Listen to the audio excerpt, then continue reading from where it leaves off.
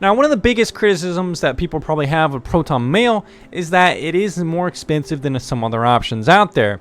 Now, you saw that with Postio, it's only around €1 a month, and something like Tutanota is only €1.20 a month, so it's pretty cheap as well.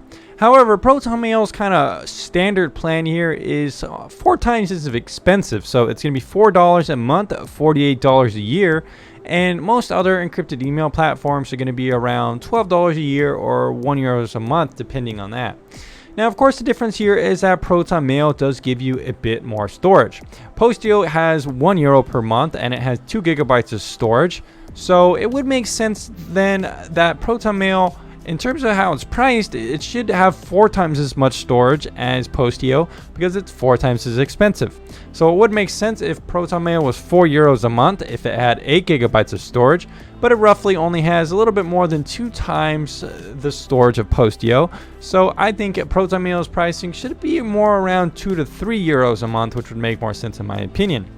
Now again, this is one of the common criticisms with ProtonMail, that people think it's too expensive, and I can't really say that they're wrong. Now, they do provide more storage than usual than some other options out there, like I said, and the features included are pretty good. I also do like that they have a free plan, which not every encrypted email option does, like Postio, for example, doesn't. However, Tutanota does, and a lot of other encrypted plans do as well. I think it's just a good thing to see free included with encrypted email, so you could try it out. Keep in mind, you are going to be limited to the features, however, and it probably is worth upgrading to Plus if you want full capabilities. ProtonMail fares pretty well in the security features section. As you can see, it has full OpenPGP support, which is pretty standard in encrypted email providers. But the cool thing is they do have self-destructing emails, which is pretty unique. Postio didn't have that. 2-step verification is here, and it's good to see that they have a mobile app to support that. They also have alias email support. However, ProtonMail chooses not to encrypt all of the metadata, like subject lines and stuff like that, because using OpenPGP, which doesn't really support that ability. Now, something like Postio is kind of cool because they use perfect forward secrecy as kind of an encryption method, which means everything is going to be encrypted, but only with providers that support that. You can, however, use OpenPGP with Postio by installing an add-on, so it's just a little bit different. ProtonMail doesn't really go through all that hassle, and that's just how it is. Overall, there's kind of merits to both methods, but I just thought I should let you know. Alright guys, so this is what ProtonMail looks like. One of the coolest things about it starting off is that there is a little bit of a tutorial. It's not super in-depth though, and just kind of runs you through some basic features. It would be cool to see a more advanced kind of tutorial, you know, clicking around, showing you all different kind of features and whatnot. So overall though guys, ProtonMail probably has one of the strongest interfaces in terms of usability and design. It also has a mobile application, but it also features IMAP support if you want to just use it within your native kind of mobile client or something like that. So it is cool there. It has, you know, pros for both kind of sides of the equation, I suppose. In terms of settings though, ProtonMail pretty much nails it all as well. They have a lot of settings to configure. We see auto reply, filters, good appearance customization settings, lots of appearance customization settings. Like I said, IMAP support, custom domain support. You also have alias support and stuff like that as well. Multi-user support too. ProtonMail also makes it pretty easy to you know, use this. You could make it bold and whatever like that, so it does support plain text and, you know, various kind of editings and stuff like that, so that's cool. So overall, I do quite like the interface and design. Let's go ahead and look at kind of like a checklist of what you're going to be getting with ProtonMail. So in terms of features, ProtonMail also does pretty well here.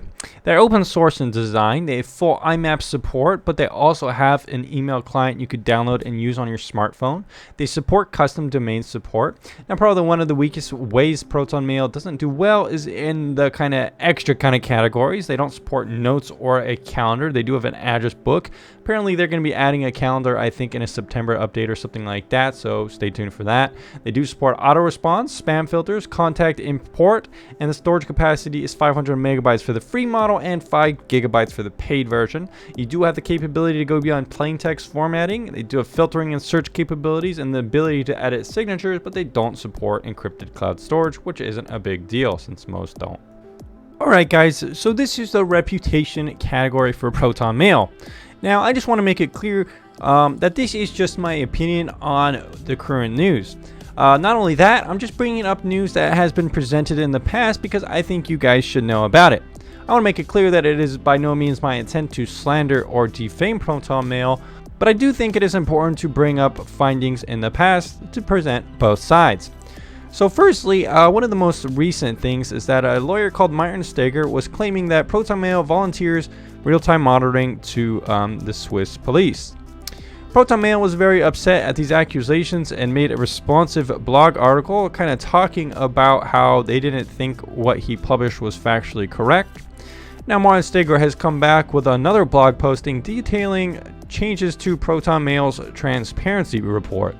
So I'm not really going to talk too much about these findings because it is pretty minute and detailed reports and stuff like that. So I'm going to let you make your own opinion on what to make about these findings. You can find the links down in the description down below.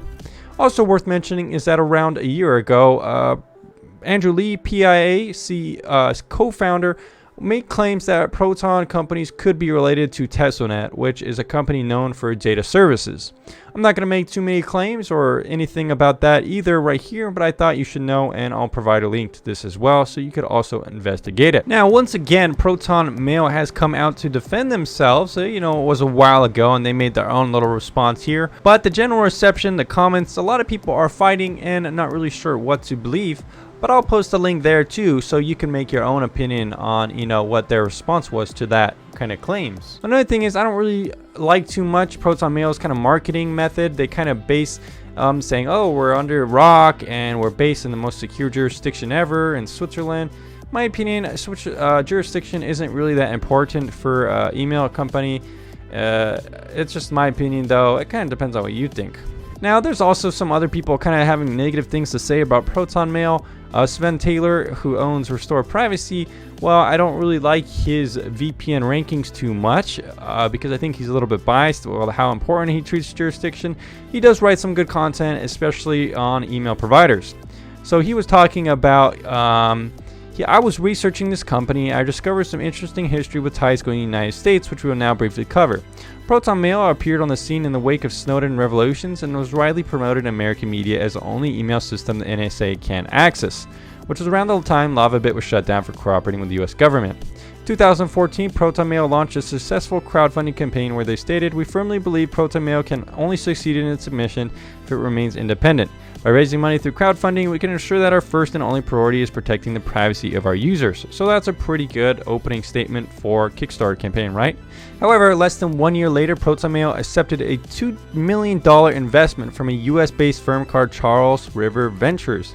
CRV is an interesting company that seeks to get a strong ownership stake in various startups. Around the same time this was happening, Snowden revealed that NSA coerces US-owned companies to install backdoors or compromise their encryption to facilitate state surveillance efforts. Their transparency report, however, does not disclose the degree to which the company is owned and or controlled by US entities. So looking at the service itself, ProtonMail does a lot of things right.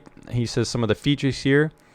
Professor Nabeem Kobiesi argued in an academic paper that ProtonMail's architecture is fundamentally flawed and does not guarantee end-to-end encryption for the majority of users. Reactions to these allegations have been mixed, especially since these arguments could apply to any browser-based client. You can find this paper here. So if you want to look at that paper, it could be an interesting read. A guy kind of analyzing ProtonMail's cryptographic architecture. It's actually pretty recent. So if you want to look at that, I'll also put that in the links down below. Finally, guys, I do kind of want to mention that I've had a couple run-ins with ProtonMail's management teams, and I'm not a huge fan of them personally. I think they're a little bit of a bully, and I think that they could treat public relations a little bit better. This is just my opinion though, but I do think it influences the reputation because there's hardly any companies out there that I don't get along with, and that most companies really do treat me with respect and respect my content, but I can't say I've always felt that from ProtonMail. Again, just my opinion though. Okay guys, what is the final ProtonMail review? So for pricing, it got a 2.5 out of 5, mostly because I think it's a little bit overpriced for what you get, and also it seems to be a pretty common complaint from what people seem to think of Proton, so I kind of took that into consideration as well. There are cheaper options out there. In terms of security, ProtonMail doesn't really have anything too wrong with it. Maybe encrypting all forms of metadata could be another option, but I don't think it's something that they're going to do. They've kind of picked this way and I think it's pretty good. However, I think Postio's way is a little bit more inventive, the way they use perfect kind of encryption methods with services that support it, but they also kind of support OpenPGP as well via plugins and stuff like that, which is, I think, kind of a unique solution. In terms of features, I think ProtonMail does pretty well here as well. They could support calendars and things like that, but I think they're going to support that in the future. But for now, they do a pretty good job. In terms of reputation, I kind of really covered that in pretty good detail. In my opinion, when something is in the news a lot, I don't think it bodes well for the reputation. I think they could have a better reputation if they had perhaps a better PR team or something like that. Anyways, guys, thanks for checking out this Proton review. Remember to check out all the other encrypted email providers at VPN tier list encrypted email section, and I'll see you again very soon.